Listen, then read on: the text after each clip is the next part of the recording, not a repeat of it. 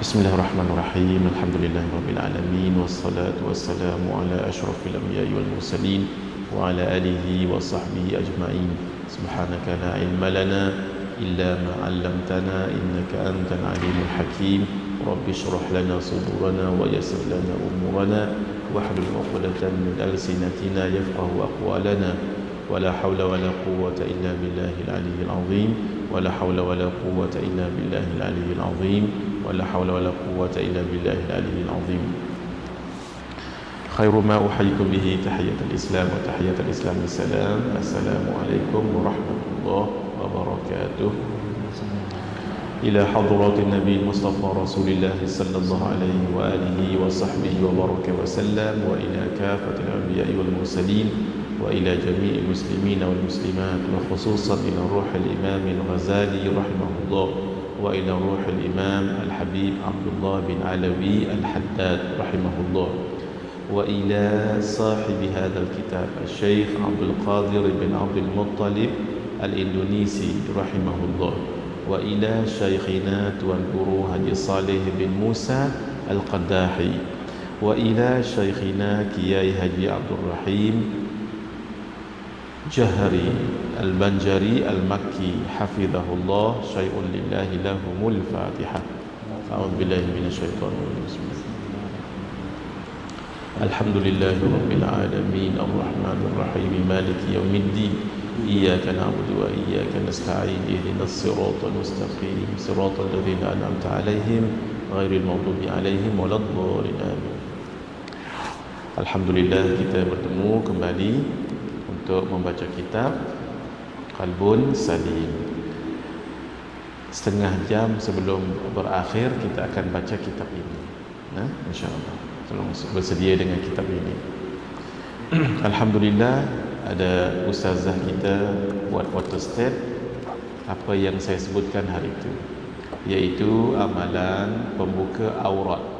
Yang ni kalau yang siapa yang tak ada boleh tangkap gambar nanti, bubuh dalam handphone. Amalan ini bukan hanya untuk ayatul kursi yang saya sebut, tetapi semua amalan. Diamalkan macam mana sebelum kita baca. Contoh, duduk santai-santai di rumah, terasa nak mengamalkan suratul Fatihah umpamanya 41 kali ataupun 45 kali. Yang tuan-tuan dah dapat ijazah tu, baca ni dulu. Allahumma inni uqaddimu ilaika bayna yaday kulli nafasin wa lamhatin wa tarfatin yatrifu biha ahlus samawati wa ahlul ard wa kullu syai'in huwa fi ilmika kainun aw qad kana uqaddimu ilaika bayna yaday dhalika kulli. Bismillahirrahmanirrahim. Alhamdulillahi rabbil alamin. Barulah amal 45 kali. Bacanya sekali saja. Ya, katalah nak amal ayatul kursi, baca dulu. Allahumma inni uqaddimu ilaika bayna yaday kulli nafasin wa lamhatin wa tarfatin yatrifu biha ahlus samawati wa ahlul ard wa kullu syai'in huwa fi ilmika kainun aw qad kana uqaddimu ilaika bayna yaday dhalika kulli. Allahu la ilaha illa huwal hayyul qayyum. Baca ayat kursi sekali, baca tu dengan mukadimah ini di belakang. Mari kita lihat pendahuluan.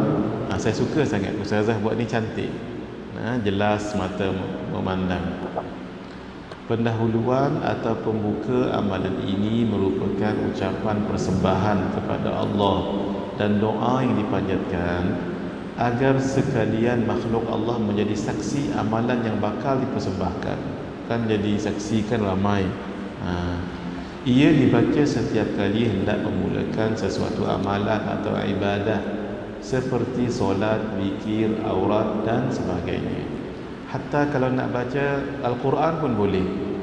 Contoh nak baca malam-malam, baca surah Al-Nur, baca ni dulu. Contoh kita baca uqaddimu sampai habis, kita baca daripada mula sampai uqaddimu ilaika bayna yaday dhalika kulli. Bismillahirrahmanirrahim. Tabarakalladzi biyadihi. Gitu ya. Kelebihannya ia menggandakan pahala amalan. Jika dibaca berserta dengan ayatul kursi, baca mukadimah ni dulu, baru ayatul kursi, maka ia mempunyai pahala yang amat besar. Sebagaimana yang diriwayatkan di dalam kitab Lum'atul Awrad. Saya ada kitab ni. Alhamdulillah, saya pun ada ijazah kitab ini. Lum'atul Awrad dikarang oleh orang Kelantan. Orang Kelantan, alim. Beliau juga lah yang mengarang kitab Al-Jauharul Mawhub wa Munabbihatul Qulub. Kitab Jawharah kata orang tu, Al-Jauhar, kitab Jauharul Mawhub. Kalau Jauharah, Jauharatul Tauhid, tu Al-Imam Ibrahim Al-Laqani. Tauhid ini cerita tentang amalan. Kitab Al-Jauharul Mawhub. Beliau juga yang karang, namanya Syekh Ali bin Abdul Rahman, Syekh Ali Abdul Rahman Al-Kalantani, orang Kelantan. Namanya Syekh Ali Abdul Rahman Al-Kalantani. Nama panggilan beliau Wan Kutan, Syekh Ali Kutan. Syekh Ali Kutan. Kenapa jadi Kutan tu saya tak sempat tanya tuan guru, kami dah meninggal dah, Syekh Wan Muhammad Sarir. Mungkin Kutan tu ada orang Kelantan sini ke? Mungkin ada nama tempat Kutan? Tak ada. Tak apa jadi Kelantan Lala Kutan. Tak tahu nah, macam rambutan, Lala jadi Mokte. Rambutan Mokte. Mungkin juga Kelantan Kutan. Tak tahu, Allah maklum saya. Baca ni, kemudian baca ayatul kursi. Sekiranya ia dibaca dengan ayatul kursi selepas solat, ni, maka Allah akan naik kepada Allah 70,000 kebajikan sehingga ditiup sangkakala. Sebab dikatakan ketika turun ayatul kursi ni dibawa oleh 70,000 malaikat. Mahal, ayatul kursi ni mahal, dan pelbagai guna. Nak supaya pahala banyak, macam ni caranya, nak jadi mengubat orang, ada caranya. Nak melembutkan hati orang, ada caranya. Kalau tidur selalu kena ganggu, kadang-kadang tengah tidur terkejut, tengok orang macam lembaga walhal tak ada apa pun, langsir je.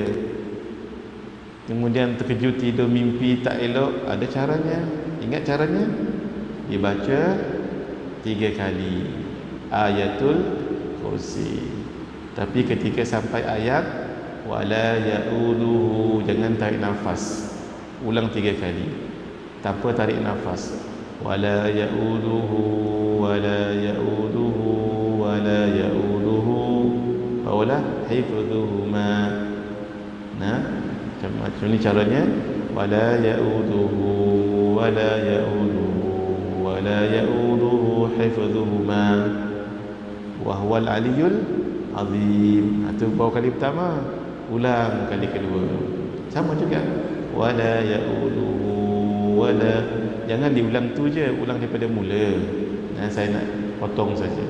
Wala ya'uduhu wala ya'uduhu wala ya'uduhu hifdhuhuma wa huwal aliyyul azim. Habis baca kali ketiga pula, Allahu la ilaha illa huwal hayyul qayyum, macam biasa sampai wala ya'uduhu, jangan tarik nafas.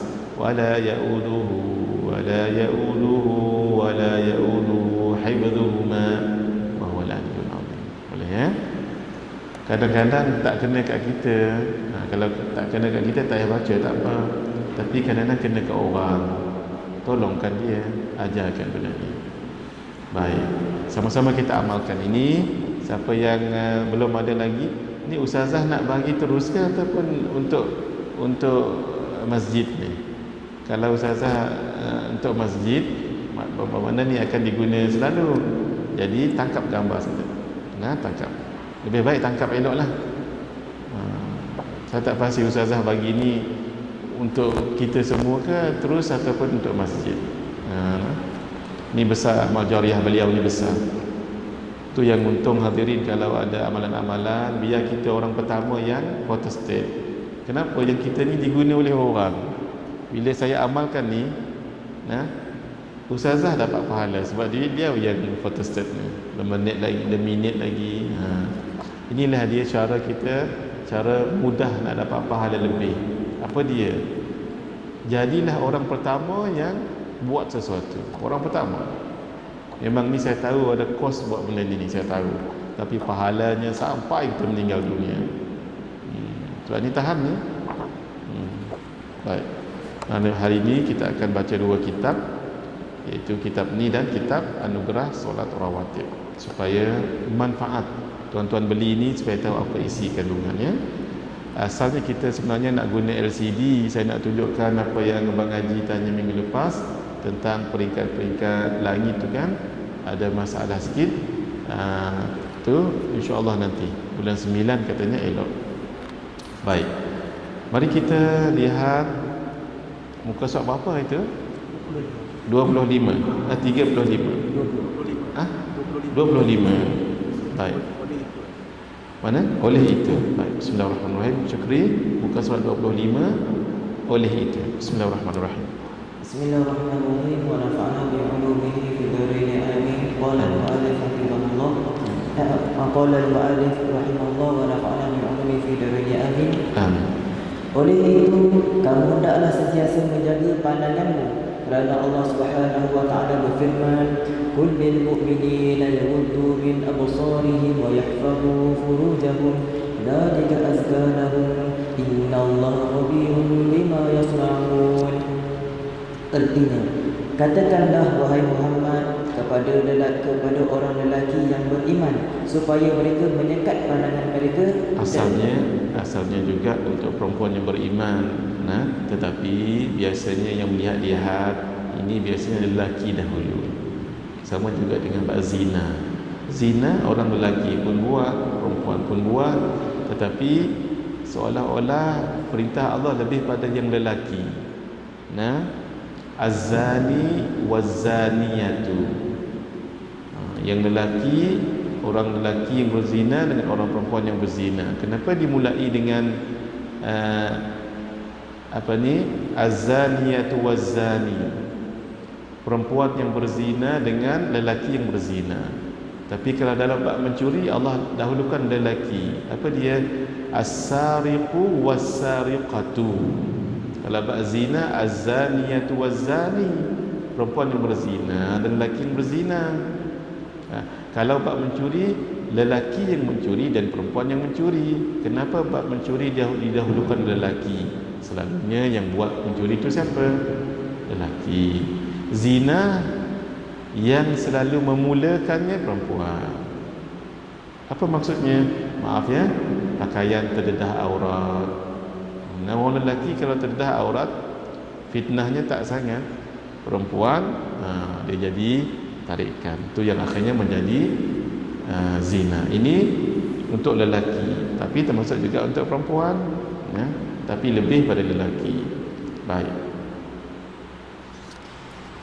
Dan memelihara kehormatan mereka, yang demikian itu lebih suci bagi mereka. Sesungguhnya Allah Maha mengetahui tentang apa yang mereka kerjakan. Surah An-Nur ayat ke-30.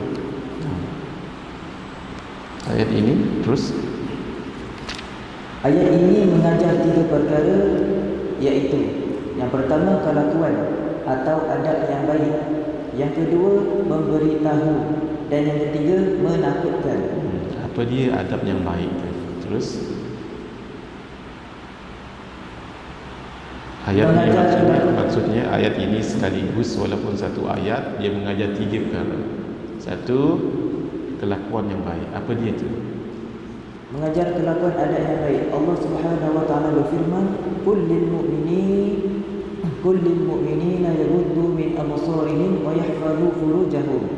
Katakanlah wahai Muhammad kepada orang lelaki yang beriman, supaya mereka menyekat pandangan mereka daripada apa sahaja yang tidak halal melihatnya, dan memelihara kehormatan mereka, yakni daripada apa sahaja yang tidak halal melakukannya. Melalui ayat ini Allah Subhanahu wa taala memerintahkan hamba-Nya untuk berkelakuan baik dengan Yang pertama, menjaga mata daripada melihat yang haram. Mata dahulu, sebab mata ini punca. Orang kata daripada mata turun ke hati. Mata. Sebab itu kalau nak jaga hati, jaga mata dulu. Itu memang betul lah, saya bersetuju. Surat 200% lah, malah 300%. Nak jaga hati bagus. Kita mau berzikir, bersolawat, baca wirid, bagus. Tapi mata ni kadang-kadang, ya Allah, payah nak jaga. Sebab itu tok guru di pondok-pondok selamat. Sebab di rumah dia tak ada televisyen. Kalau telefon pun kadang-kadang dia tak pakai pun telefon. Anak-anak yang buat telefon. Kalau pakai telefon pun telefon yang tak canggih. Tak seperti telefon kita sekarang. Gambar-gambar, cerita-cerita, itu sebenarnya menggelapkan hati itu. Memang walaupun kita berzikir, baca wirid, kesannya kurang. Sebab tu sebahagian guru tak mau dia pakai, takut gelap hati. Paling kurang pun kalau tak tengok gambar-gambar, cerita-cerita yang pelik-pelik, message, maaf ya, message group tu kadang-kadang bukannya betul sangat. Kadang-kadang mengumpat orang, mengatur orang dah. Walaupun pandangannya selamat, tak tengok perempuan, tapi cerita tu menggelapkan hatinya. Selamat tak payah guna apa-apa. Memang ada guru begitu. Masya-Allah. Jadi dia sebenarnya tengok masing-masing, tengok kekuatan masing-masing. Sehingga jangan kita kata, oh, tok guru ni pakai handphone canggih lagi, tok guru ni tak jaga amalan. Jangan pula begitu. Dia terpulang pada masing-masing. Ada satu kaedah agama namanya sadduz zara'i. Saddu az-zara'i. Apa dia? Tutup pintu. Agak-agak kalau tengok TV boleh melalaikan, jangan tengok TV. Agak-agak kalau baca buku ni boleh menyebabkan kita jadi memusuhi para wali Allah, jangan baca. Kalau dengan telefon menyebabkan kita lalai, Facebook apa semua sekali, jangan berFacebook, jangan Instagram, jangan. Tutup jalan. Tapi yang itu terpulang pada masing-masing. Ada juga tok guru ataupun orang soleh, ada semua benda itu, tapi tak ada apa. Macam ada seorang kawan kepada syekh yang berada di pondok. Cerita ini disebut oleh Al-Imam Ibn Atha'illah As-Sakandari yang menulis kitab Hikam tu. Beliau juga menulis kitab namanya Tajul Arus. Tajul Arus, mahkota pengantin. Cerita dalam tu cerita kesufian lah, bab hati macam ni. Dia ada kawan, bukan penulis kitab ni, beliau mencerita di dalam kitab ini. Kawan beliau ini kaya raya, harta, rumah hebat, malah ada kuda-kuda yang dikendalikan oleh petugas-petugas, dan ada petugas-petugas di mahligai dia. Bila anak murid kepada syekh yang di pondok tadi tu keluar daripada hutan, jumpa beliau, ceritanya panjang saya pendekkan. Dia pula nasihat. Kawan tok guru ni tadi yang duduk di mahligai besar ni pula nasihat. Bagi tahu dengan tok guru kamu berjaga-jaga dengan dunia pula dah. Patut-patut dia kena bagi nasihat. Bila anak murid tadi tok guru tu datang balik jumpa tok guru di hutan, tok guru, saya jadi hairan. Kawan tok guru ceritanya panjang ni. Kawan tok guru bagi tahu jaga-jaga dengan dunia. Menangis tok guru tadi tu. Dia kata, ya, memang benar dia cakap. Saya lari di hutan buka pondok mengajar kamu ni, kenapa takut dengan dunia? Takut dunia masuk dalam hati. Dia dunia bersamanya campak gitu ya. Maksud kata walaupun dia bersama dengan dunia, kekayaan, duit, dia macam di luar hati ya. Contoh ambil duit ni, gitu ya. tak masuk pun dalam hati. Hebat lagi dia. Sebab betul-betul di lapangan, dan di lapangan bertemu dengan dunia dalam 3 ta yang saya sebut semalam, bukan tempat lain. 3 ta, wanita, tahta, harta. Diuji begini, konfront sebegini, tak ada apa. Hebat lagi orang ini. Kenapa? Sebab dalam situasi berdepan dengan benda ni, dunia dia tak tepi. Yang duduk di pondok tadi tu, tok guru tadi takut dengan tu. Mana satu lebih hebat? Kan ini lebih hebat dari segi berdepan dengan dunia tadi tu. Ini kita masukkan ni. Jadi tengok masing-masing di mana tahap iman kita. Yang ni tak boleh bohong ni. Yang ni tak boleh bohong. Setara mana kekuatan iman kita masing-masing. Baik. Jadi kita tak samakan, tapi kena ambil satu pendekatan. Sadduz zara'i, tutup pintu. Kalau dengan televisyen kita jadi ghaflah, jangan tengok telefon. Itu tak pelik tu. Itu adalah cara kita mentarbiyah diri kita. Kalau dengan pergi shopping kompleks, nanti berjam-jam dekat situ. Jangan pergi shopping kompleks. Suruh abang Haji pergi. Abang Haji kalau cari barang sekejap, ambil, sudah. Kalau kita bawang merah kedai ni RM2.5, kedai ni RM2.7, punyalah kita tawar. Nak juga RM2.5, walau lebih 20 sen je pun, dan sedekah. Betul tak? Baik. Oleh itu, wajib ke atas setiap hamba menjaga kemaluan. Sudah belum? Baca dulu menjaga kemaluan. Yang kedua, menjaga kemaluan daripada melakukan sesuatu yang haram. InsyaAllah yang ini, insyaAllah kita kuat, insyaAllah. Sebab kita ada isteri, kita ada kawan-kawan yang baik. Tapi yang pertama ni, menjaga mata daripada melihat yang haram. Dulu kalau orang nak tengok cerita-cerita, filem-filem, pergi ke mana? Pergi ke sinema, panggung wayang. Sekarang panggung wayang tu masuk dalam telefon, dilihat dalam bilik. Tu yang bercahaya muka tu, pukul 3 pagi cahaya muka. Orang cahaya muka dengan amalan ni cerah, rupanya tengok YouTube pukul 3 pagi. Tu yang cahaya cerah muka tu. Allahu Akbar. Cabaran sekarang sangat-sangat mencabar. Mendidik anak zaman sekarang dengan mendidik zaman dulu tak. Zaman saya dulu tak ada benda macam ni. Alhamdulillah, jadi orang jugalah kita, alhamdulillah ya. Zaman Kak Ajah, zaman Bang Haji, Mak Ajah lagi lah. Itulah zaman sekarang ni lain. Allahu Akbar. Budak-budak tengok ni, kadang-kadang maaf ya, jangan dilayan sangat budak-budak ni. Biar kita bertegas lah. Kita dulu tak ada pun handphone, boleh juga hidup. Sekarang kalau dimanjakan sangat atas dasar tak nak dia main, ni dibagi gadget tu, dia pun tengok main. Kadang dia main game tu tengah kita bercakap dengan bapak dia, contoh, ataupun tengah dengan ibu dia, ataupun tengah ramai-ramai, ataupun tengah dengan sepupu sama sepupu dia, contohnya. Sepupu-sepupu kan sepatutnya hari raya. Kita kan anak-anak buah bertemu kan dengan sepupu masing-masing, akhirnya tak bertegur sapa. Itulah tuan-tuan, puan-puan, ni sama-sama kita beringatlah ya, sebab benda ni jadi fitnah nanti.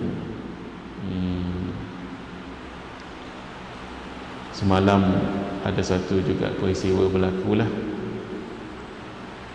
Ada hamba Allah, tuan-tuan, jangan lupa baca ayatul kursi buat pendinding diri ya. Setelah semalam tu memang berlaku dengan saya sendiri, balik daripada surau, nak balik keluar daripada surau tu, ada dengan seorang hamba Allah.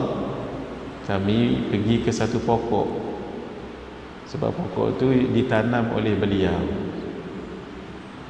Ceritanya panjang lah. Jadi dia terasa sesuatu, dia yang kata, dia bagi tahu, Ustaz, tempat ini keras, kata beliau. Dia terasa sesuatu. Saya pun tengok wajah beliau lain. Saya tengok wajah beliau lain. Katanya, wallahu alam, benda tu pergi ke rumah beliau, sehingga anak dia call saya.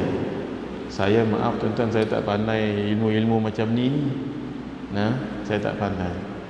Sehingga bila di call tu saya pun fikir, siapa kawan saya yang pandai ini, saya nak panggil kawan, dia datang. Saya bab macam ni saya tak apa mahu. Tapi apabila diperlukan, ya kita kena bantu apa yang kita boleh gitu. Itulah.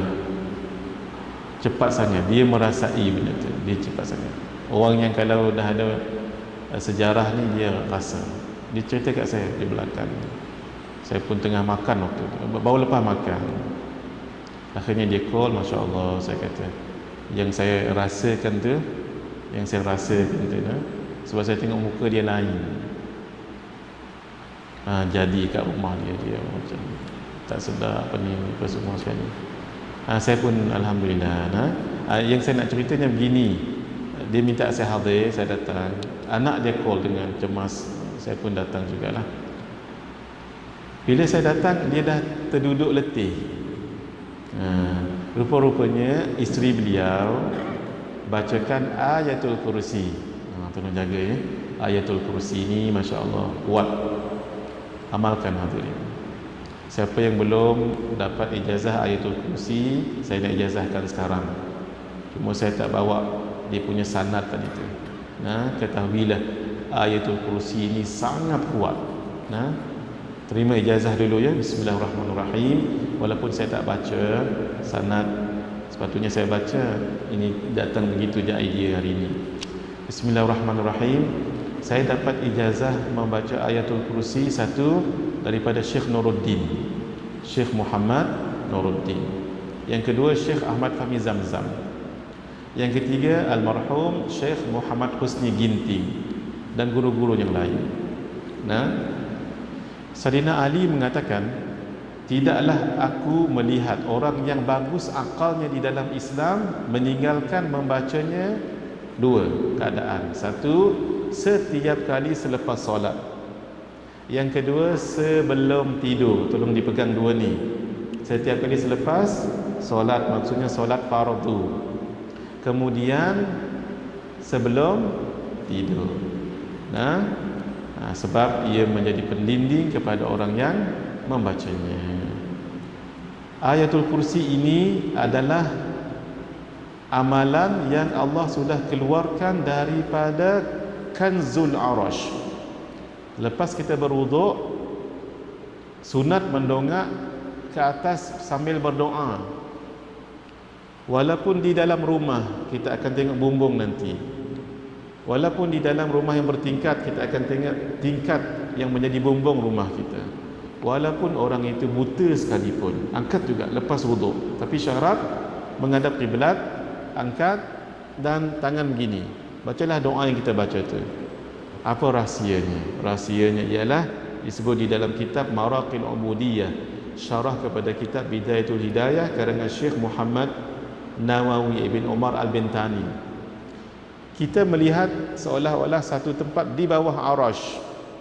Ingat arash macam mana jauhnya? Ingat langit di atas tu, langit apa namanya? Langit dunia. Di atas langit dunia tu ada berapa lapis langit lagi? 7 yang namanya langit tu. Setiap satu langit ke satu langit jauhnya berapa tahun? 500 tahun. Tebal satu langit tu berapa? 500 tahun. Bayangkan, tu yang saya nak tunjuk sangat dengan slide tu. Habis langit yang ketujuh, ada tak lagi lapisan? Ada, namanya Sidratul Muntaha. Daripada 7 nak pergi ke Sidratul Muntaha berapa jauh? 500 tahun. Atas Sidratul Muntaha ada lagi? Ada apa namanya? Namanya lautan. Ada yang kata mustawa. Atas tu lagi, ada lagi tak? Ada, tu yang paling tinggi namanya arash. Arash. Kat mana tu wallahu alam. Tak tahu kita ya. Jadi kita dongak supaya seolah-olah melihat tempat simpanan arash tadi tu. Lalu kita minta, ya Allah, keluarkan lagi perbendaharaan yang telah Engkau keluarkan untuk umat ini, umat Nabi Muhammad sallallahu alaihi wasallam. Ada dua Allah dah keluarkan. Satu, ayatul kursi, jangan sebarang. Yang kedua, la haula wala quwata illa billah al-aliyyil azim.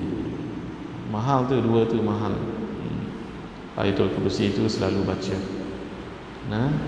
Ayatul kursi itu diselalukan baca. Alhamdulillah, tak sempat saya datang. Tengok dia dah terduduk letih, saya pun bagi tahu tenang, ingat Allah, rehat. Jadi rupanya isteri beliau pun mengaji dengan saya juga, tahu ayatul kursi itu dibaca, tenang. Saya tengok anak dia pun macam seolah-olah mendengar apa yang saya bercakap dengan ayah dia, tapi waktu tu dah sedar dah. Cuma dia kata badan dia ada terasa macam berat. Gitu, saya kata tenang, saya pun balik. Bila balik, anak dia ikut saya dan anak dia peluk saya. Sampai dia kata, Ustaz, saya mohon izin nak peluk Ustaz. Anak beliau ni jarang peluk saya, bersalam, cium adalah, tapi peluk. Sebab sebelum tu kami di luar, saya bagi tahu dia, ikut Ustaz sekejap sebab saya nak bagi tahu sesuatu. Setelah saya bagi tahu sesuatu dan saya ajar macam mana baca ayatul kursi. Baca ayatul kursi, kalau ada orang kena macam semua bagainya, kita kongsi pengalaman. Saya pandai tidak kongsi pengalaman. Pegang kepala dia, baca di sebelah telinga tu Syukri. Jangan baca berdepan, takut nanti agresif. Dan wala yang tadi juga tu yang saya kata ayatul kursi ni, walaupun begitu tapi kena pandai amal juga.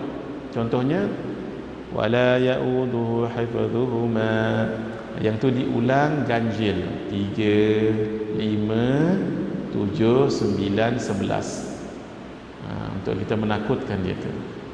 Kalau dia macam ada react, aku tak takut, tak, sebenarnya dia takut. Tu psycho tu. Ni boleh tanya dengan orang yang lebih pandai lah bab ilmu perubatan ini. Tapi kalau dia kata saya tak takut, tu psycho. Baca lagi, saat gini menangis takut. Saya ajar dan dia peluk saya. Saya merasakan dia peluk tu kerana dia dah mungkin dah lama tak tengok saya ni, anak dia ni, dan mungkin dia rasa macam berharga sangat yang kita ajar tu. Saya ajar yang biasa-biasa lah. Apa dia? Baca ayat, kalau apa-apa terjadi jangan takut, tenang, yakin pada Allah, makhluk tu lemah, ayat Allah tu lebih berkuasa. Walaupun bismikallahumma, ingat cerita saya yang itu, bismikallahumma, ayatul kursi lebih lagi. Dan diulang yang tadi tu, wala ya'uduhu hifdhuhuma wala ya'uduhu hifdhuhuma wala ya'uduhu hifdhuhuma, barulah wa huwal aliyyul azim. Ulang lagi, Allahu la. Tapi kalau baca dengan orang kena benda macam tu, jangan baca ni pula, Allahumma inni uqaddimu, tak perlu dulu. Sebab ini untuk menggandakan amalan, yang tadi tu untuk mengeluarkan makhluk-makhluk. Tengok hadirin, kadang-kadang kita dah biasa dengar kan, tak ada apa. Saya tengok semalam anak dia jenis ikhlas, dia macam menghargai sangat yang kita ajar tu, walhal yang tu biasa-biasa. Kita mengajar dengan orang lain juga, tapi dia rasa macam besar sangat sampai dia minta izin, Ustaz, saya minta izin nak peluk Ustaz. Dia peluk. Orang lelaki ni, bukan perempuan ni. Hadirin begitu. Orang macam ni lah kalau dia mengamalkan selalunya jadi. Kenapa? Dia merasa benda yang guru bagi tu mahal sangat-sangat. Banding dengan kita yang dah biasa, oh biasa je tu. Ya ke? Tambah lagi ilmu ya ke? Ya ke? Ya ke? Pakat tak mujarab lah tu. Sebab dia tak yakin. Kalau orang yakin dengan guru, daun pegaga tu letak dekat bisul, sembuh. Walaupun baca ayat Quran, walau tak ada kena-mengena dengan bisul. Kami di Kuching, Sarawak, ada orang ajar, kalau dengan kena bisul, daun pegaga tu letak kat sini, wala talbisul haqqa bil batili wa taktumul haqqa wa antum ta'lamun. Apa kena-mengena ayat ini dengan bisul? Bunyi je bisul, tapi bukan bisul tu. Wala talbisul haqqa, dan janganlah kamu mencampur adukkan yang hak bil batil dengan batil. Mana ada cerita bisul, tapi jadi sebab yaqin. Boleh ya? Baik, fadal. Oleh itu, wajib ke atas setiap hamba menjunjung perintah Tuhannya.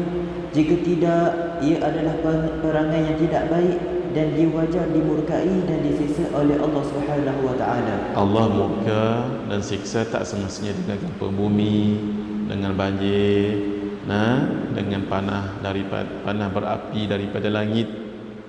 Tak. Allah murka antaranya belajar lambat dapat, orang lain dapat sekejap je. Menghafal lambat hafal. Kalau di samping faktor tua tu tak apalah, kerana dah tua lambat sikit tu tak apa. Tapi ini lambat sangat. Berbisnes lambat untung. Kemudian beramal tak terasa sedap. Amal sedikit dah letih. Jiran-jiran macam tak seronok je dengan kita. Rasa macam kita ni tak diperhatikan orang sangat. Tu antara tanda-tanda Allah murka. Tanda-tanda kita perbaiki balik. Kadang-kadang okey kita pun, itu ujian Allah pula. Gitu ya. Bukanlah siksa Allah, murka Allah tu dalam bentuk yang fizikal begitu seterusnya, tak. Kadang-kadang hidup tak tenteram, takut. Ini macam corona contohnya. Adalah tanda-tandanya tu, kita ambil yang positif ya, dia positif. Terus yang kedua, memberitahu. Allah Subhanahu wa taala berfirman, "Dzalika azka lahum." Yakni yang bererti yang demikian itu lebih suci bagi mereka. Dalam ayat ini Allah Subhanahu wa taala memberitahu tentang menjaga mata dari melihat yang haram dan menjaga kemaluan daripada melakukan yang haram. Kedua-duanya adalah sebab untuk membersihkan hati daripada segala dosa dan memperbanyak amalan kebaikan. Baik. Ini cantik ayat ni dan cantik huraian ini.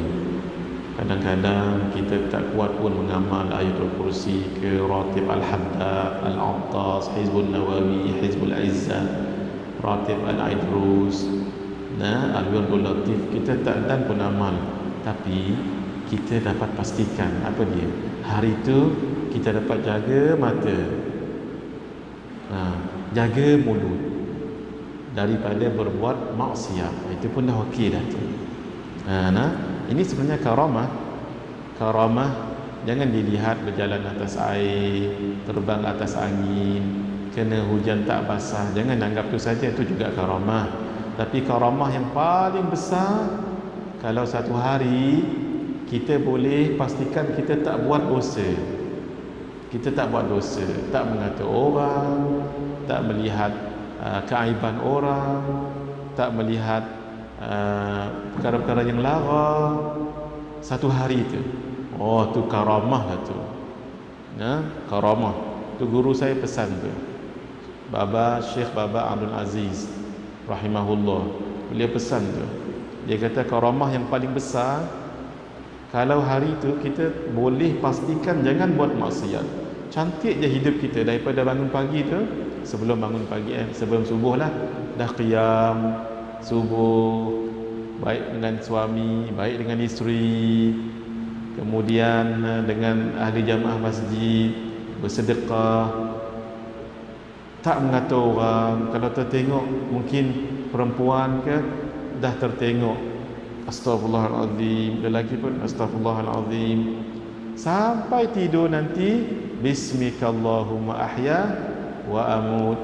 Baca lagi Allahumma aslamtu nafsi ilaik, lagi wa fawwadtu amri ilaik. Doa sebelum tidur. Wa wajjahtu wajhi ilaik wa alja'tu dhahri ilaik raghabatan wa rahbatan ilaik la malja'a wa la manja minka illa ilaik amantu bi kitabika alladhi anzalt wa bi nabiyyika alladhi arsalt. Tidak. Macam ni kalau dia baca doa tadi meninggal, insya-Allah meninggal dalam keadaan fitrah, tidak berdosa. Itu maksudnya karamah untuk dia hari itu. Fadal. Yang ketiga, menakutkan. Syarah bawahnya tadi. Sayyidina Umar bin Al-Khattab radhiyallahu anhu berkata, tolong diingat ya, Sayyidina Umar bin Al-Khattab. Sayyidina Abu Bakar As-Siddiq, bukan bin As-Siddiq. Tolong diingat. Semulanya Sayyidina Umar bin, nama ayah beliau Al-Khattab. Sayyidina Abu Bakar As-Siddiq, bukan bin As-Siddiq. Tolong diingat. As-Siddiq tu apa tu? Gelaran. Ada satu lagi dalam bahasa Arab panggil apa? Kunyah. Apa dia kunyah? Panggilan. Contohnya Sayyidina Abu Bakar, nama asal beliau ingat lagi? Sayyidina Abu Bakar Abdul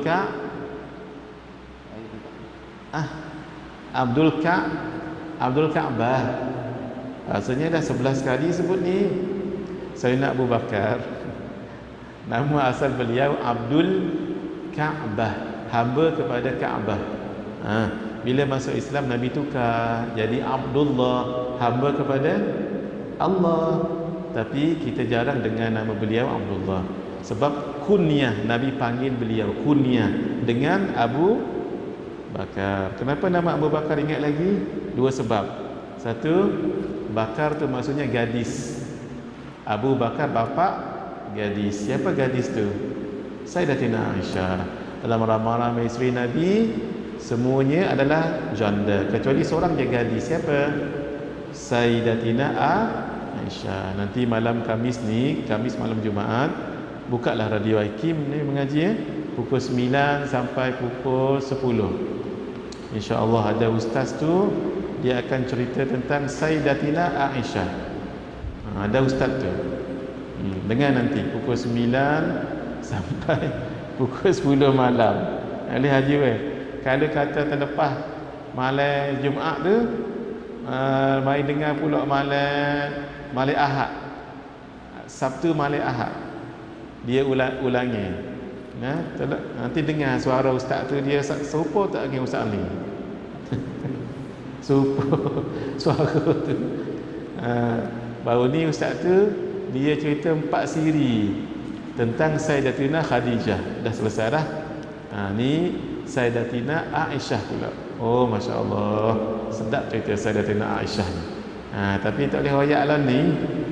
Dia kena dulu, sabar dulu, tunggu malam Jumaat ni. Khamis malam Jumaat pukul 9 malam. Jangan 9 pagi. 9 pagi dah habis dah. 9 malam. 9 sampai pukul 10. Supaya kita tahu macam mana Sayyidatuna Aisyah dengan Rasulullah. Tak ada cerita dulu, nanti kita cerita.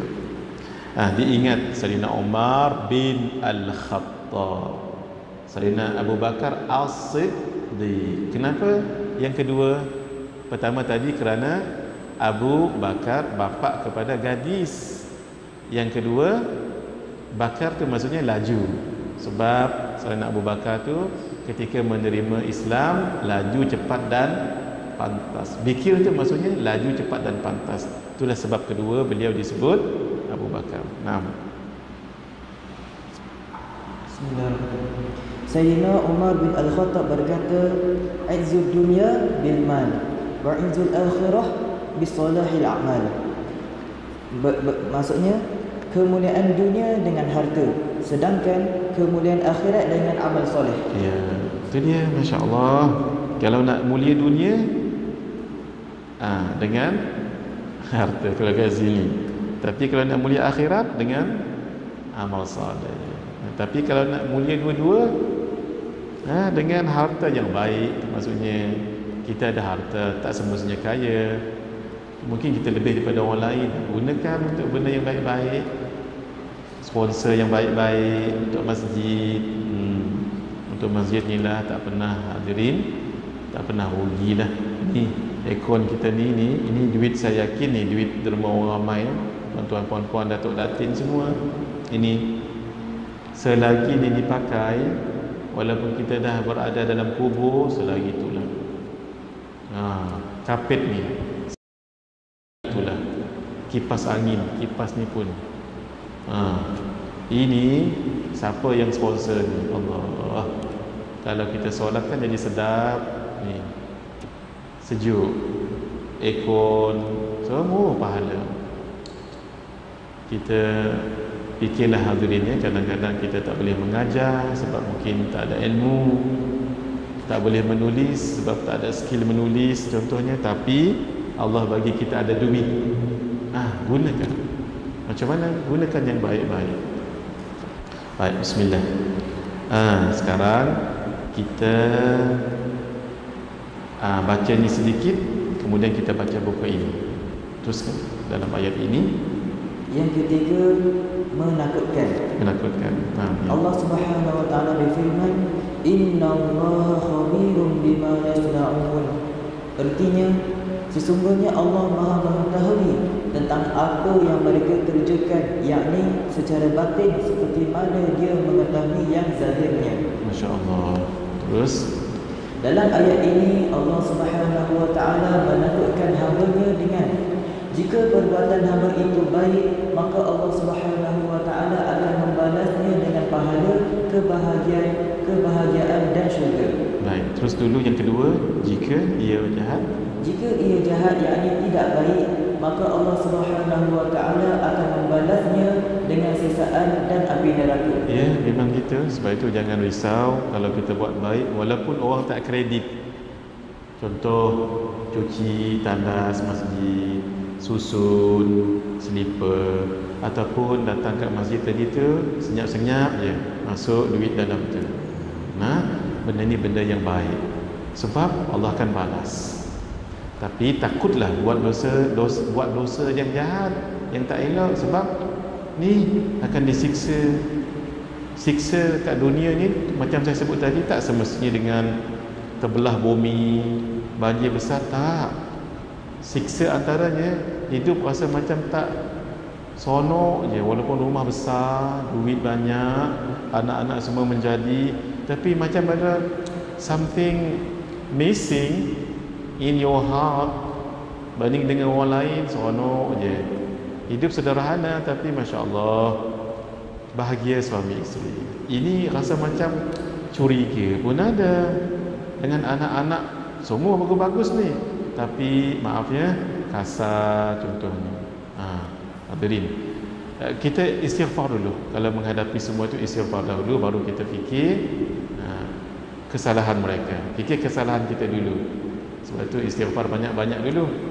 Sebagian ulama kata paling bagus 760 kali kita istighfar setiap hari. Kita biasa berapa? Lepas solat 3 kali kan? Itu je lah. 3 campur dengan 5 berapa? 5 bulan. Nabi 70 atau 100 itu Nabi tak berdosa tu. Bagi kita biarlah lebih. Apa? 786. 786. Serupa dengan Bismillahirrahmanirrahim. Kalau tuan-tuan nak campur lepas solat tu 15. Campur lagi. Kalau berkira lah. Walhal tak lama mana. Astaghfirullahaladzim. Astaghfirullahaladzim. Baik, kita berhenti kat sini dulu. Mari kita baca. Nanti kita sambung footnote nombor 59. Tolong diingatkan nanti Kak Ajah ya, nanti mengaji footnote nombor 59. Itu kita baca. Baik. Tadi kita berhenti dekat 29 ya. Al-Khairiyah. Apa hari bulan ini kita? 25. 25. Allahu Akbar. Hari bulan 8. Astagfirullah. Tengok hadirin, rasa macam baru 2-3 hari lepas 2020. Astagfirullah. Tengok masanya ni. Allahu Akbar. Baik.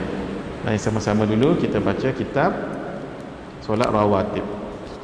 Syukri ada? Solat rawatib ini kita terus baca dan amalkan ya. Baik, bismillahirrahmanirrahim. Mari kita baca muka surat 17. Kita baca terus kita amalkan. Silakan, bismillahirrahmanirrahim, bahagian B. Bismillahirrahmanirrahim. Fadilat solat rawatib. Qala al-muallif hafizahullah wa nafa'na bi umumi fi daraini amin. Amin. Fadilat solat rawatib setiap hari secara umum. Solat rawatib apa dia? Solat yang mengikut solat fardu. Kalau sebelum dipanggil qabliyah, kalau selepas dipanggil ba'diyah. Antara fadilat atau kelebihan solat rawatib termasuklah: yang pertama, dibina sebuah rumah di dalam syurga jika dia mengerjakan 12 rakaat solat sunat rawatib setiap hari. Kata guru kami Syekh Fahmi Zamzam, takkan rumah saja dalam syurga, biarlah tuan sekali masuk main. Tu nah, insya-Allah rumah tu dalam syurga. Ya Allah, siapa tak nak? 100 dunia sekarang dengan seluruh keistimewaan itu tak akan dapat lawan walau sejengkal tanah dalam syurga. Ni dunia kita ni dengan segala kemewahan, dengan kipas besar ni, dengan mikrofon, dengan aircon, kapet semua sekali ni, dengan seluruh kemewahan dah 100 buah. Ni dunia kita sekarang. Nak beli sejengkal tanah di syurga tak terbeli. Mahal. Ini pula rumah dalam syurga. Allah. Nah. Terus ia berdasarkan beberapa hadis, antaranya yang pertama daripada Sayyidatuna Ummu Habibah, isteri Nabi sallallahu alaihi wasallam, dia berkata, sami'tu Rasulullah sallallahu alaihi wasallam qala, ma min 'abdin muslim yusalli lillahi kulla yawmin sinta asharata raka'ah tatawwu'an ghayra faridah illa banallahu lahu baitan fil jannah aw illa bunya lahu baitun fil jannah. Qalat Ummu Habibah, fama barihtu usallihinna ba'du. Daripada Sayyidatina Ummu Habibah radhiyallahu anha, isteri Nabi sallallahu alaihi wasallam berkata, aku telah mendengar Rasulullah sallallahu alaihi wasallam bersabda, tidaklah seorang hamba yang Islam solat pada setiap hari kerana Allah Subhanahu wa taala sebanyak 12 rakaat sunat, bukan wajib, melainkan Allah Subhanahu wa taala akan membina sebuah rumah di dalam syurga untuknya, atau perawi hadis kurang pasti, melainkan dibina sebuah rumah di dalam syurga untuknya. Ummu Habibah berkata, maka aku tidak pernah meninggalkan solat-solat tersebut setelah mendengar ucapan Nabi sallallahu alaihi wasallam tersebut. Riwayat Imam Muslim, Imam Ibnu Majah, Imam At-Tirmizi, Imam Imam Abu Dawud dan Imam An-Nasa'i. Alhamdulillah, ini satu kegembiraan. Siapa yang meriwayatkannya ni? Isteri Nabi sendiri. Mestilah beliau melihat perbuatan Nabi. Bukan orang lain ni, maksudnya isteri sendiri. Itu satu.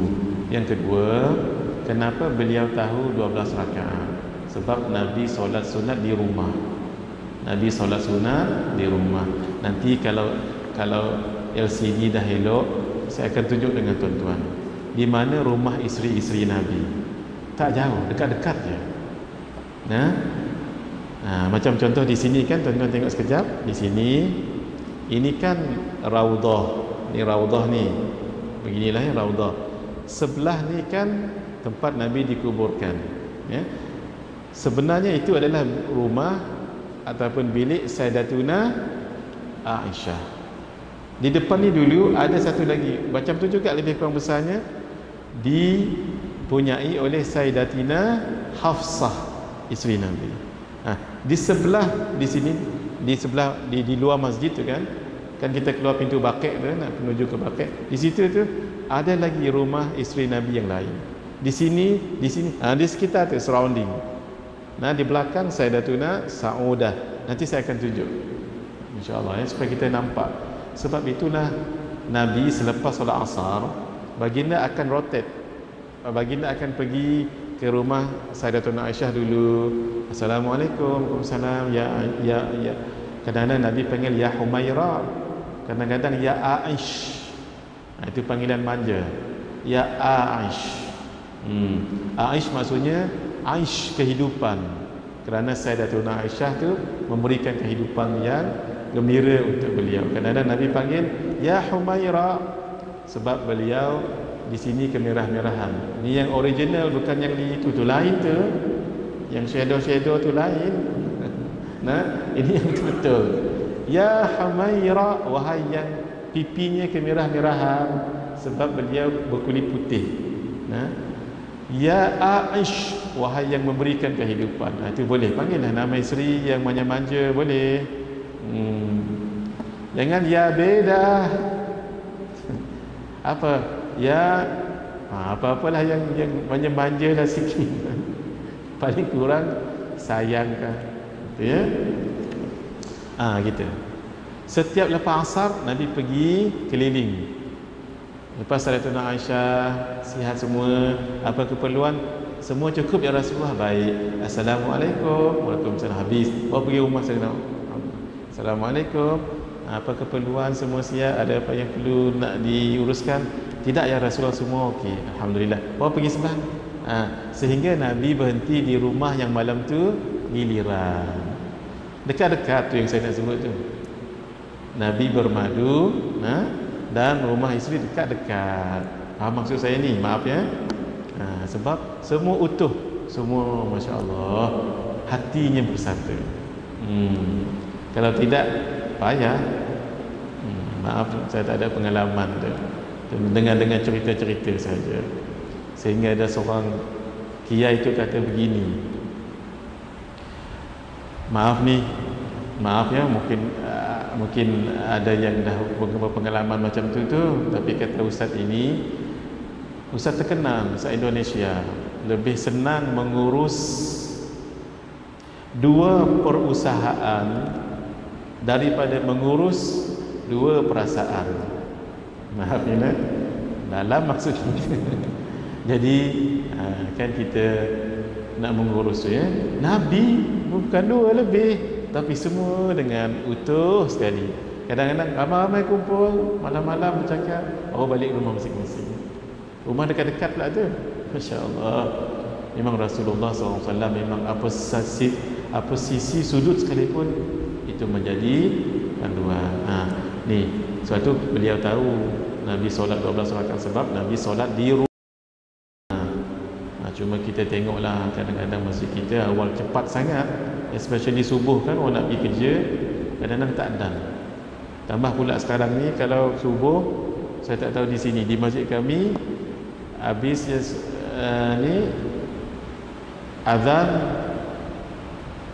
kemudian iqamah, tutup pintu, tutup. Ada setengahnya kunci lagi. Baik. Jadi kena sembahyang dekat masjid. Saya lebih suka solat subuh ni di rumah. Kenapa? Sebab ada satu sunnah yang jarang kita buat. Sebab tu saya suka buat kat rumah. Nabi pun buat kat rumah.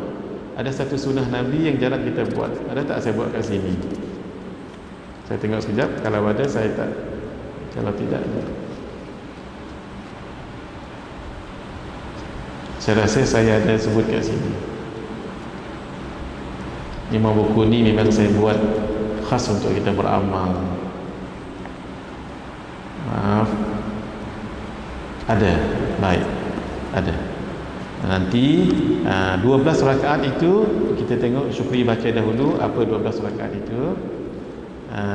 Baru kita terus cerita. Baik, Syukri buka muka surat 20. Kita tak baca semua ya, sebab buku ni bukan untuk kita baca, tidak. Ni untuk saya ambil yang penting untuk dicerita, diamalkan, tu saja. Sebab memang janji kita di sini memang baca buku ni. Kita tak baca buku lain. Ini untuk kita beramal saja. Syukri muka surat 20. Keterangan 12 rakaat yang disebutkan dalam 4 hadis di atas ialah, kita tak baca hadis, kita baca satu je tadi hadis dia. Terus yang pertama 2 rakaat sebelum, yakni qabliyah subuh. ya. Yang kedua 4 rakaat sebelum, yakni qabliyah zuhur. Yang ketiga 2 rakaat selepas, yakni ba'diyah zuhur. Yang keempat 2 rakaat selepas, yakni ba'diyah maghrib.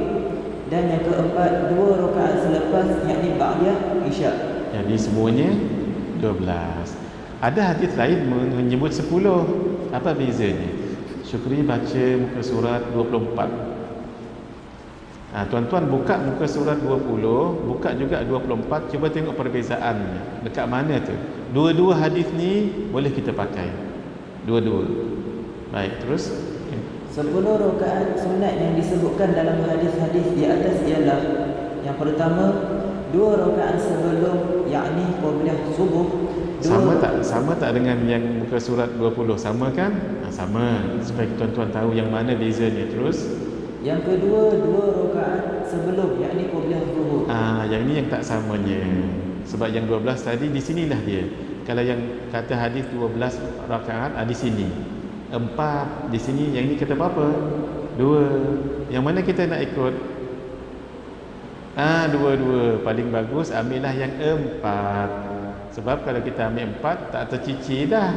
Kalau kita ambil 2 ni tercicir 2, tapi paling kurang kita buat. Boleh?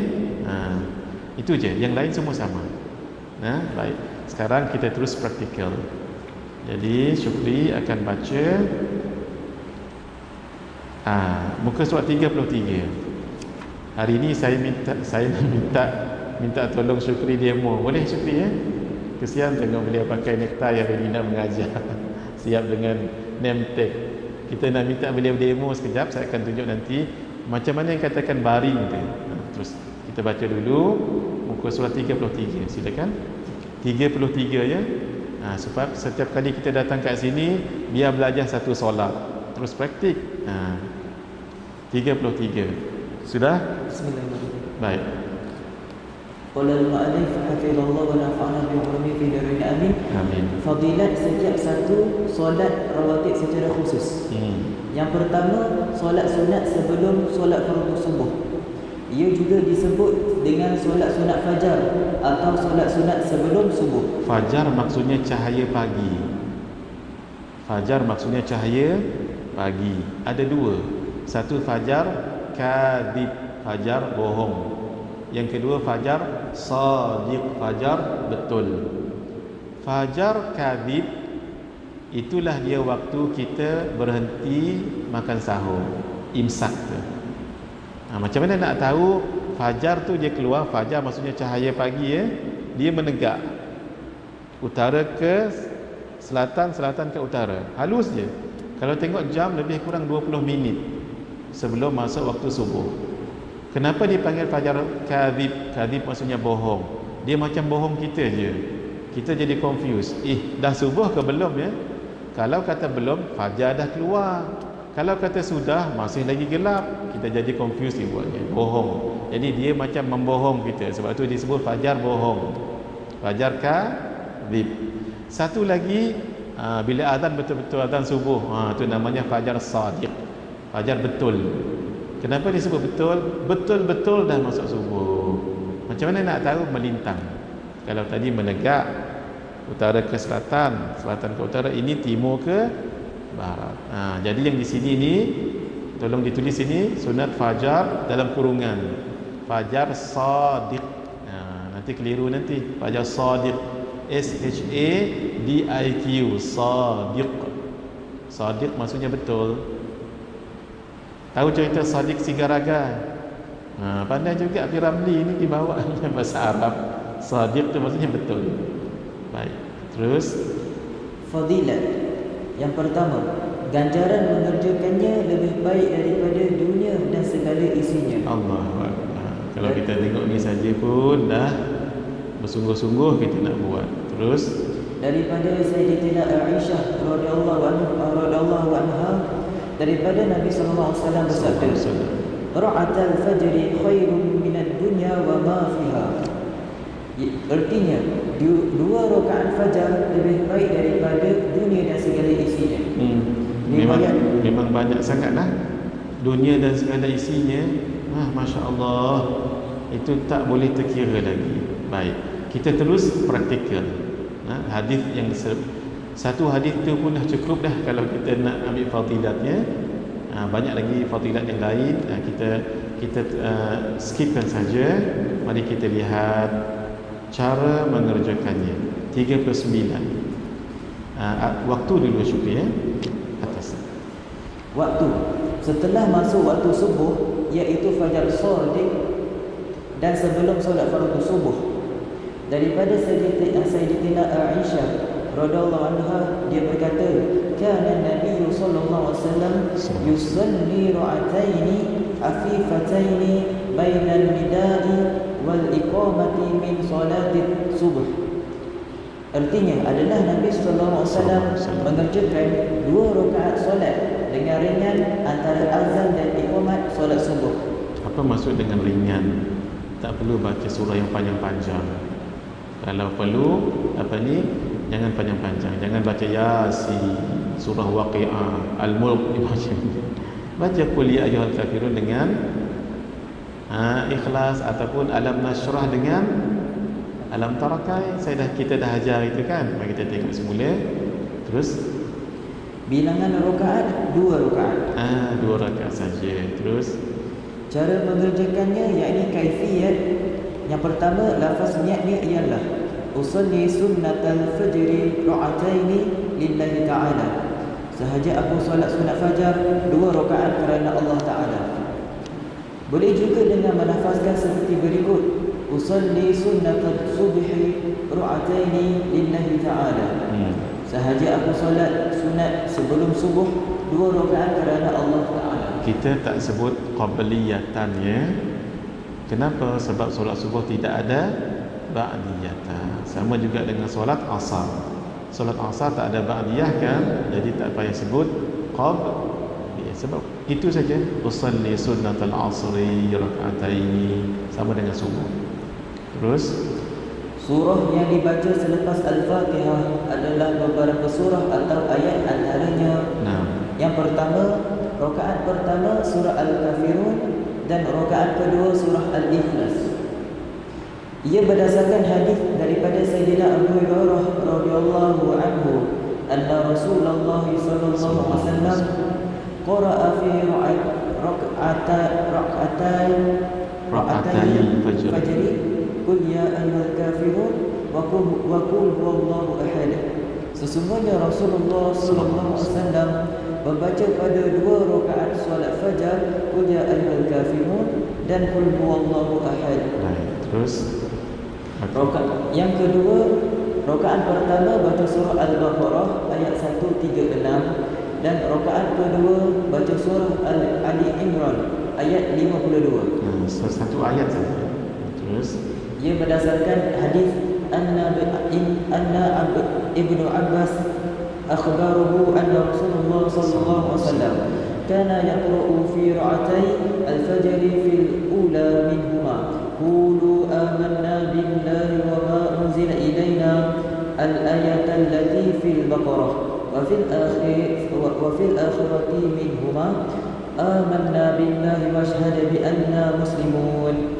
Sesungguhnya Ibnu Abbas memberitahu kepada Rasulullah sallallahu alaihi wasallam pernah membaca dalam 2 rakaat sebelum subuh, iaitu pada rakaat pertama antara keduanya membaca qulu amanna billahi wa ma unzila ilaina, iaitu ayat yang ada dalam surah Al-Baqarah, yakni ayat 136, dan pada rakaat yang lain iaitu rakaat kedua antara kedua-duanya membaca amanna billahi wa syahada bi anna muslimun, iaitu surah Ali Imran ayat yang ke-52. Dalam hadis disebut wa fil akhirah. bukan maksudnya hari akhirat. Akhirah itu maksudnya akhir maksudnya lain, maksudnya surah yang lain. Disebut akhirah sebab ia adalah merujuk kepada rakaatun.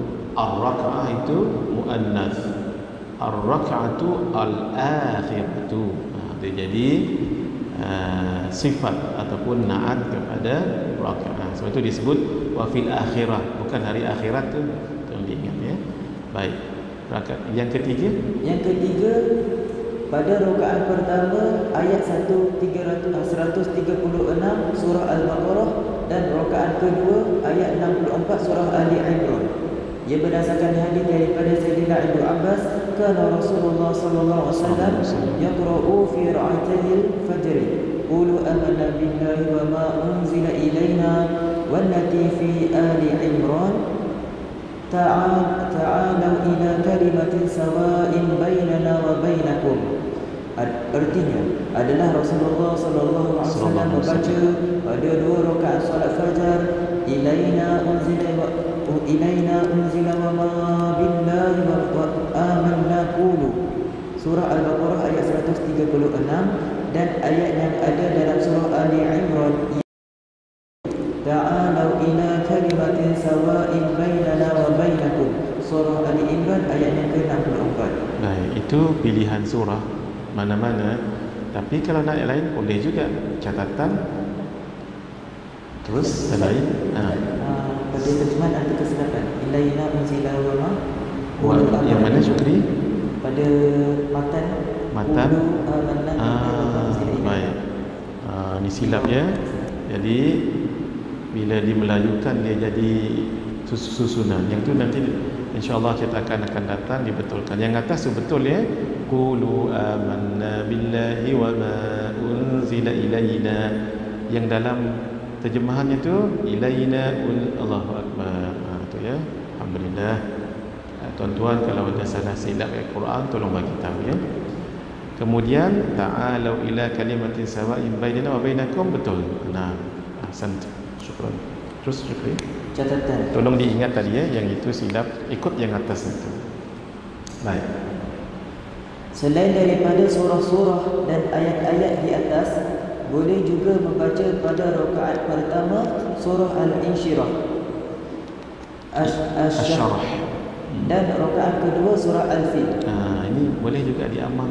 Bagus nih, pendinding. Terus antara yang disebutkan dalam Rasail Al-Hajjaj tulisan Imam Al-Ghazali, telah sampai kepadaku riwayat daripada ramai kalangan Ardab Al-Qulub, yakni orang soleh yang dapat mendidik hati mereka, bahawa sesiapa yang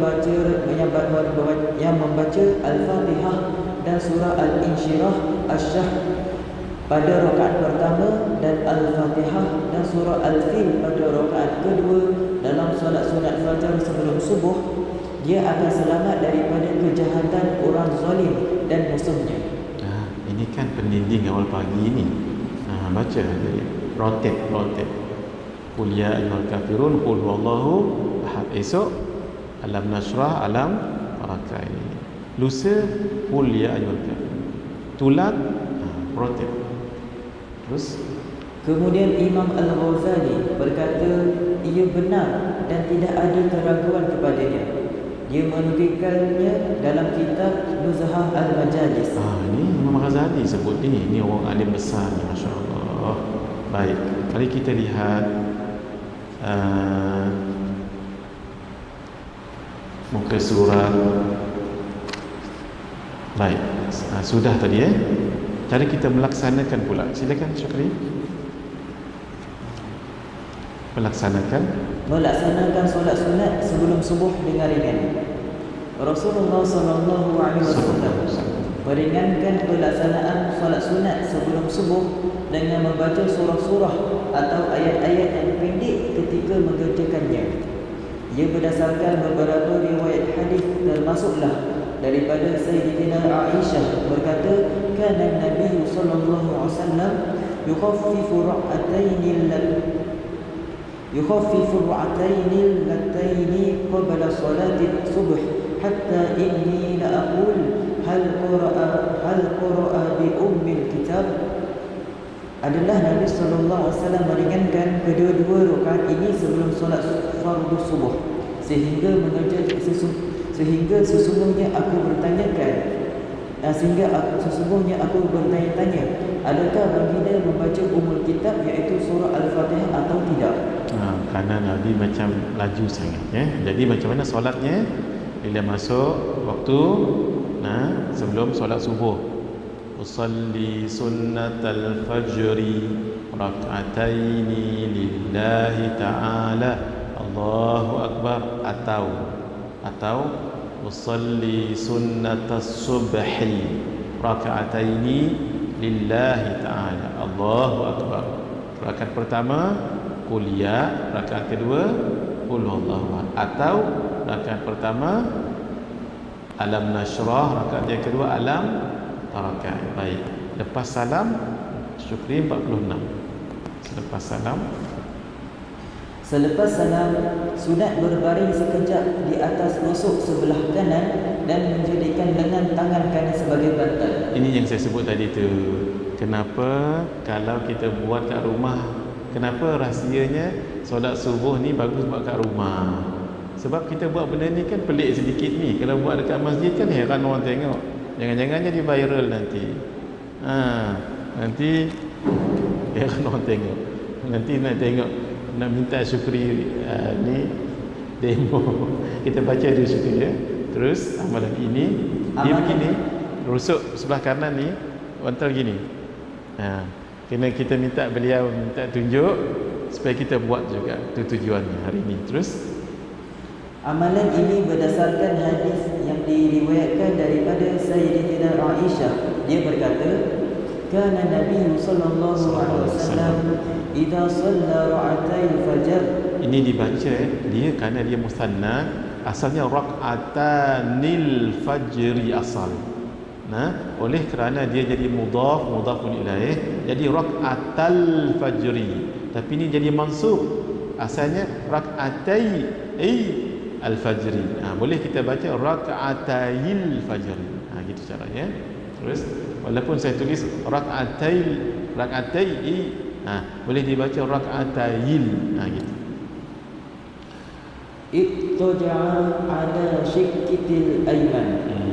Adalah Nabi sallallahu alaihi wasallam apabila selesai mengerjakan solat sunat 2 rakaat fajar yakni subuh, baginda berbaring yakni mengiring di atas bahu kanan baginda. Masya-Allah. Baik. Kita terus saja ya.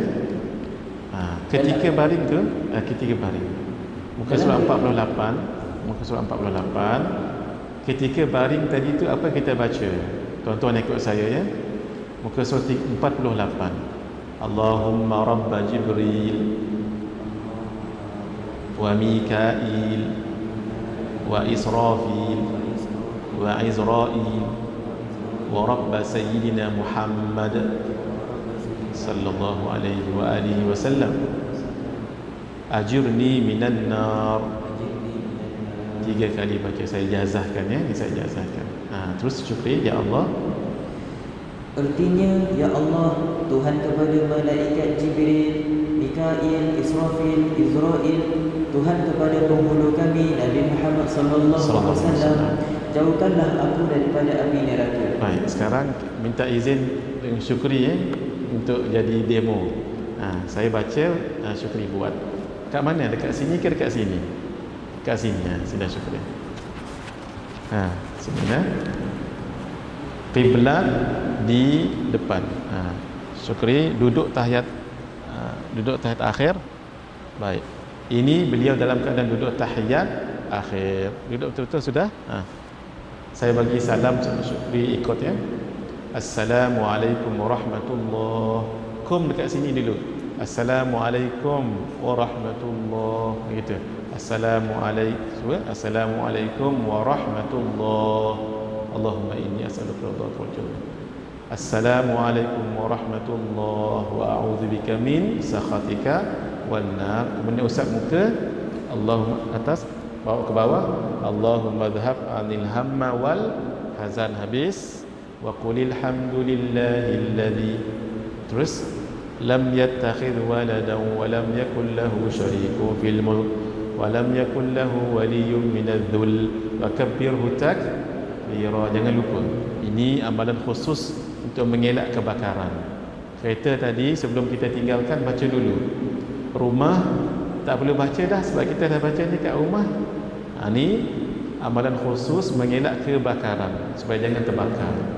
Baca kan cuaca panas sekarang ni.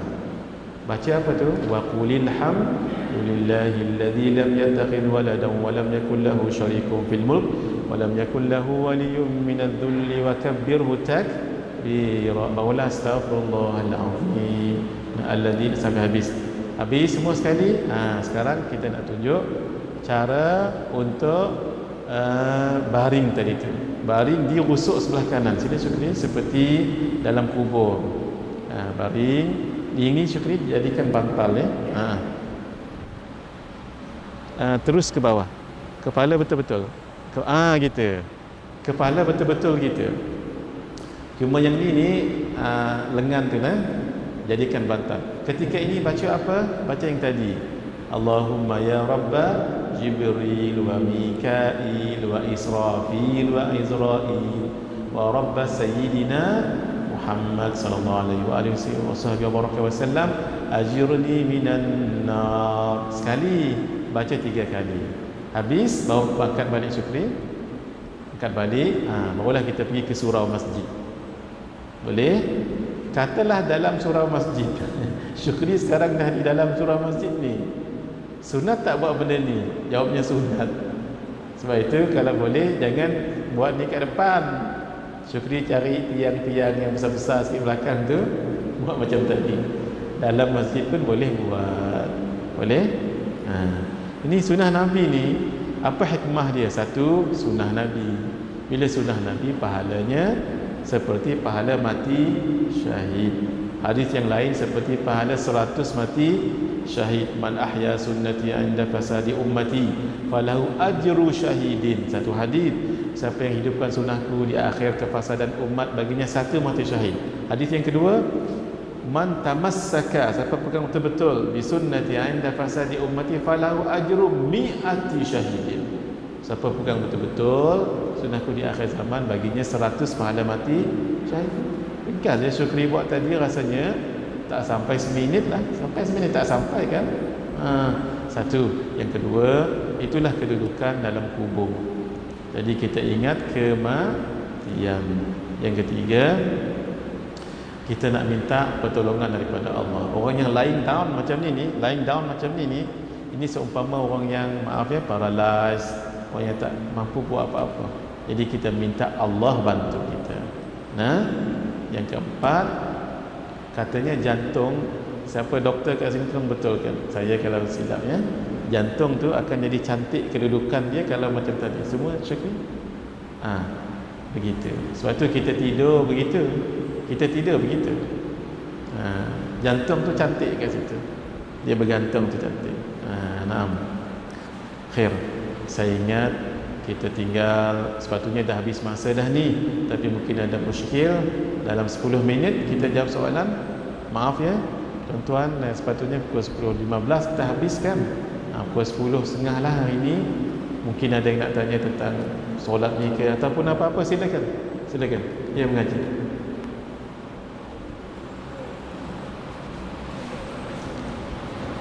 Tak dengar sangat apa?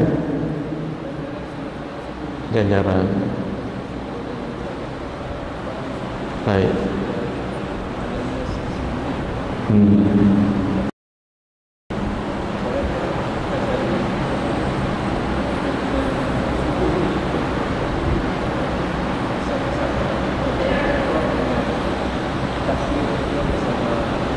Baik.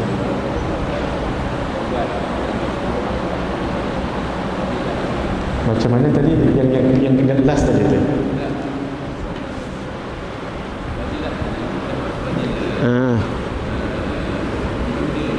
Baik.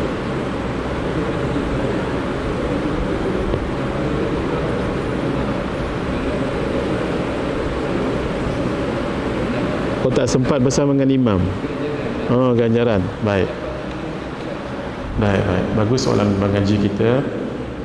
Tadi kan Nabi sebut rakaatul fajri khairun li minad dunya wa ma fiha, ataupun rakaatul fajri khairun minad dunya wa ma fiha.